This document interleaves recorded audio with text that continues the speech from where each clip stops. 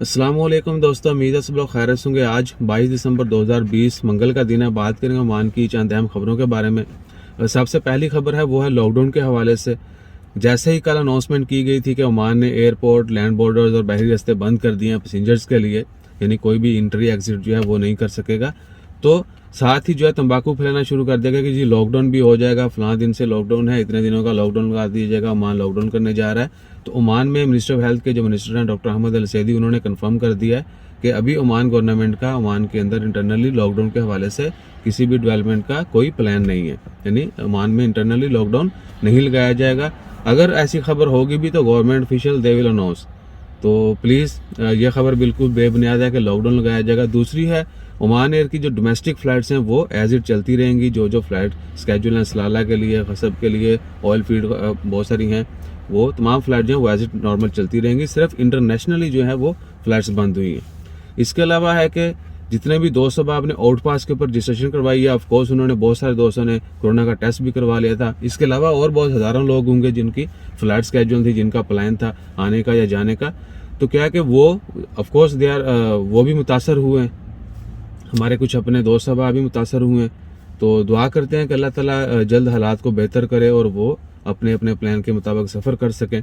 लेकिन जिन दोस्तों को आपने आउट पास के ऊपर रजिस्ट्रेशन करवाई है, वो कह रहे हैं कि कंटिन्यूसली कि 31 दिसंबर तक तो टाइम दिया गया। भाई 31 दिसंबर तक टाइम दिया गया है रजिस्ट्रेशन का, कि आपने जो है रजिस्ट्रेशन कंप्लीट करवा लेनी है और एग्जिट जो है होपफुली आप यानी कह सकते हैं कि फ़्लाइट कैंसिल हो चुकी हैं तो वो दोबारा से अनाउंसमेंट गवर्नमेंट कर देगी। बल्कि पहले से भी अंडरस्टैंडिंग है कि 31 दिसंबर तक रजिस्ट्रेशन करवा सकते हैं और उसके बाद आपको एग्जिट करना होगा। हर हाल में जिनकी रजिस्ट्रेशन हो जाएगी उनको एग्जिट करना होगा, और हो सकता है उनको भी एक टाइम दें कि भाई इस डेट तक आपने हर हाल में जिनके आउट पास रजिस्टर्ड हो चुके हैं, जिनको इशू हो चुके हैं, वो हर हाल में एग्जिट करें।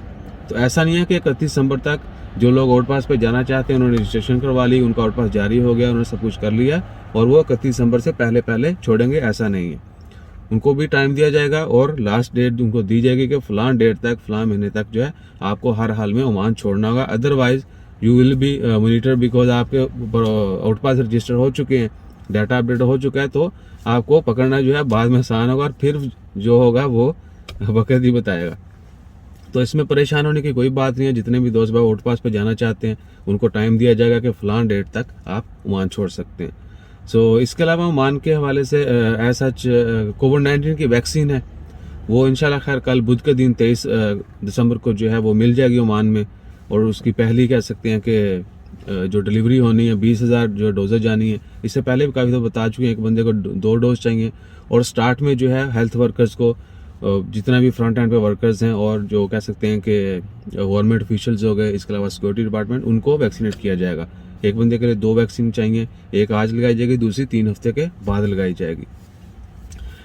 इसके अलावा है जी कोविड-19 की वैक्सीन के हवाले से सर्वे भी स्टार्ट किया जा रहा है नेक्स्ट वीक में। उसमें लोगों से जो है वो सवाल जवाब किए जाएंगे, उनको जो है वो मज़ीद गाइड किया जाएगा कि कोविड-19 की वैक्सीन जो है वो क्या है, कैसे इस्तेमाल होगी, इसमें क्या क्या है, इसका रिएक्शन क्या हो सकता है, इसके बेनिफिट क्या हैं, सिम्टम्स क्या हो सकते हैं रिएक्शन के। तो ये तमाम चीज़ें जो हैं वो यानी एक जनरल सर्वे होगा और रैंडमली लोगों को सेलेक्ट किया जाएगा।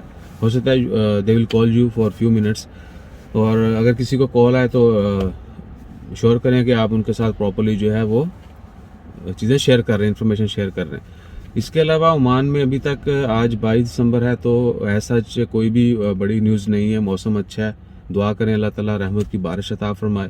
और ये भी कि कोरोना की जो नया वायरस है जिसकी वजह से सब कुछ हो रहा है, यूके में, अफ्रीका में, ऑस्ट्रेलिया में और बहुत सारे कुछ ममालिक, ऑलमोस्ट 5 ममालिक ऐसे हैं, यूके, बरतानिया, ऑस्ट्रेलिया, साउथ अफ्रीका, सिर्फ साउथ अफ्रीका नहीं बल्कि और भी अफ्रीका के बहुत सारे ममालिक, इसके अलावा यूरोप के 1-2 और ममालिक हैं, वहाँ पर यह बड़ी तेज़ी से फैल रहा है। कहते हैं कि 70% ज़्यादा तेज़ी से फैल रहा है। यानी अगर नॉर्मल कोरोना जो था वो उसकी स्पीड कम थी फैलने की, इसकी 70% उससे ज़्यादा है।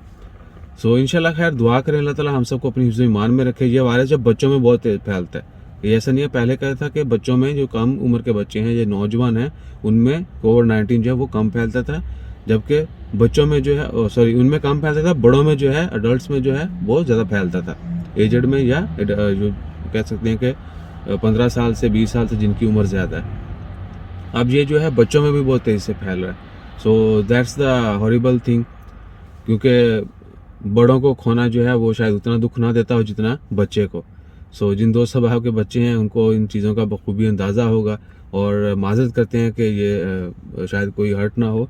हर बंदा जो है वो of course they love their kids, कोशिश करें कि ख़ुद भी महफूज रहें और बच्चों को भी अपने हिफाजत में रखें। जितने भी प्रिकॉशंस हैं कोविड-19 के हवाले से वो ज़रूर अपनाते जाएं। बाकी र्यूमर्स तो यही चलते, बहुत सारे दोस्त यही कहते हैं, बहुत सारे लोग यही कहते हैं कि भाई कोई कोरोना शरोना नहीं है, ये है वो है, तो ऐसी बात नहीं है। बीमारी है तो उसका इलाज जो है वो भी होगा और इंशाल्लाह खैर अल्लाह ताला जो है इसका कोई ना कोई सद्देबाब ज़रूर करेंगे कि हो सकता है आपको ये बीमारी लगी हो लेकिन आपको पता ना चला हो और आप रिकवर हो गए हों, ऐसा भी हो रहा है। और दूसरा ये भी है कि जो मेडिसिन हम खाते हैं, जो हम डाइट खाते हैं या कोई भी खाना खाते हैं, कोई भी यानी कोई भी फूड हम खाते हैं, उसका भी रिएक्शन होता है बीमारी के साथ। अगर आपको एक बीमारी लगी है, हो सकता है आप कुछ ऐसी चीज़ें खा रहे हैं जो उस बीमारी को बढ़ाती हैं, या आपको एक्टिविटीज़ जो हैं आपकी ऐसी हैं जो उस बीमारी को बढ़ाती हैं। तो ये तमाम चीज़ें जो हैं, इसलिए कहा जाता है कि मेडिसिन जो है वो हमेशा डॉक्टर की कंसल्टेशन के बगैर मत इस्तेमाल करें। डॉक्टर से कंसल्ट करें और उनकी प्रिस्क्रिप्शन जो है उसके ऊपर यूज़ करें। खुद से जो है यानी वो नीम हकीम खतरा जान, ऐसे लोगों से भी बचें और ख़ुद भी जो है डिसीजन कम लें। हो सकता है आपको उसको चीज़ की कभी भी ज़रूरत ना हो लेकिन आप बहुत अरसे से ले रहे हैं। जिस तरह बेसिक मसाला है डिस्प्रिन, एस्प्रिन, पैनाडोल, ये वो, तो ये ज़रूरी नहीं है आपका सर दर्द कर रहा है तो आपने पैनाडोल ही खानी है या डिस्प्रिन ही खानी है। और या डिक्लोफेनेक, कुछ भी दर्द हो रहा हो जिसम में, डिक्लोफेनेक खा लो जी। अगर 25-50 से आराम नहीं आता तो डिस्परलेट 100 जो है ना ग्राम वो खा लो। तो कभी भी ऐसा जो है मेडिसिन यूज़ मत करिएगा। अभी 8 मिनट होने वाले हैं तो कुछ लोग कहेंगे जी पायन 8 मिनट तो बाद मिड रोल ऐड चल दी है, तो हम क्लोज कर रहे हैं। अपना ख्याल रखिएगा, दुआ में याद रखिएगा। जज़ाकल्लाह, अल्लाह हाफिज़।